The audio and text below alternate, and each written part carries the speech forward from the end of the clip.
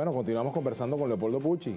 Les recuerdo que hoy es el Día Mundial de Lucha contra la Diabetes. Día Mundial de Lucha contra la Diabetes. Una terrible enfermedad, bueno. Y gracias a Dios hay este tipo de campañas para que se pueda crear conciencia en torno a la necesidad de luchar contra este mal y de enfrentarlo con todas las posibilidades que hoy ofrecen las tecnologías avanzadas, la medicina, en fin. Y sobre todo la creación de conciencia ciudadana en torno al tema. Bueno, Leopoldo, quedamos pendientes con respecto al tema de la especulación, cómo el gobierno ha enfrentado esto y cómo ha reaccionado la oposición. Es importante también evaluar el comportamiento de la oposición en torno a esta materia, ¿no? Sí, es un punto de los problemas que vivimos. O sea, no es el tema económico en su totalidad, es una es un aspecto, pero es lo que, digamos, ha tenido más impacto. Es, ¿no?, que no es ni siquiera la inflación, porque la especulación en esas dimensiones, o sea, un producto que vale 10 lo vendes en 1000, o sea, exponencial, ya no puede catalogarse de inflación, es especulación, los términos usura son los que pueden ser más próximos. Entonces, porque la inflación ha tenido alrededor de, entre marzo y ahora, pongamos un 40%, pero muchos de los productos que uno veía entre marzo y noviembre subieron 1000 veces más, o sea, en algunos casos 5, 6, 7 veces más, que no es ni siquiera la inflación que ha sido establecida.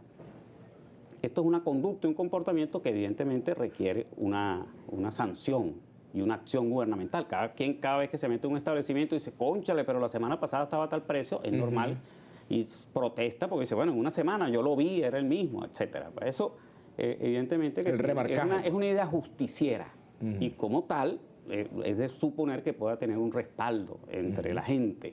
Por otra parte, en los seguidores o afiliados al chavismo, puede haber una especie de remoralizarse nuevamente. ¿Por qué? Bueno, porque hay una acción, hay una actividad, un poco al estilo del propio Chávez, en la manera y las formas de realizar la operación, de tal manera que puede tener efectos positivos, favorables al sector gubernamental.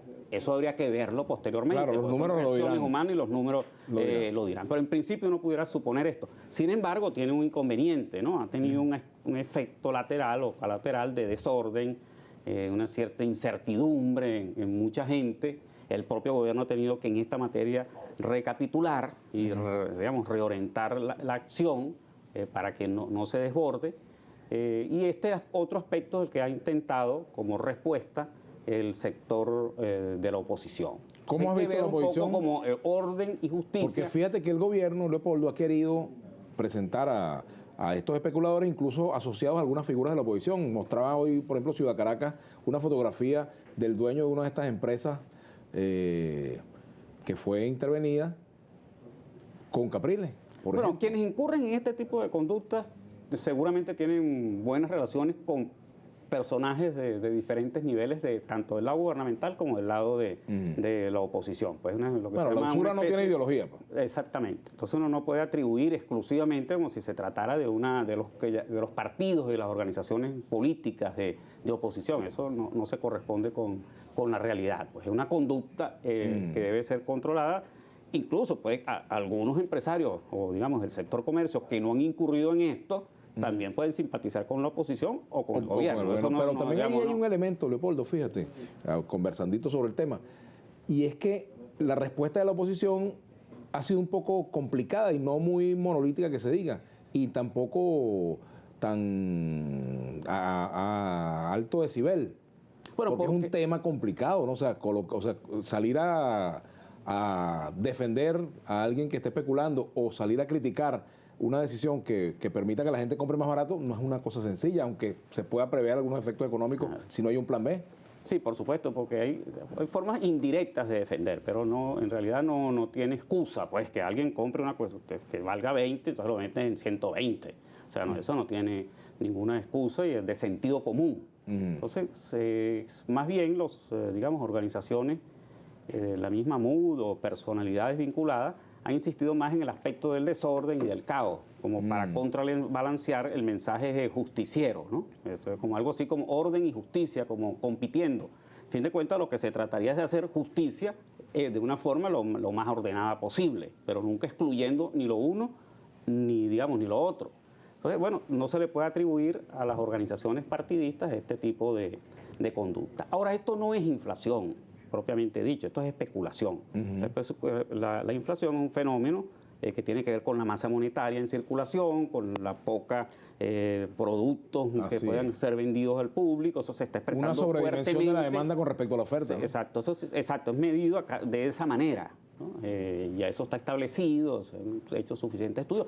Tiene otras razones más de fondo, la falta de vitalidad del aparato productivo, en el caso venezolano, y hacia esos aspectos estructurales hay que apuntar, no solo tomando medidas de bajar el déficit fiscal o medidas de tipo monetaria, como es reducir pues, la masa monetaria en circulación, sino abordar temas fuertes como es el de la industrialización del país, aquí tenemos un gran problema, que es la fuga de divisas del país, con control de cambio y sin control de cambio.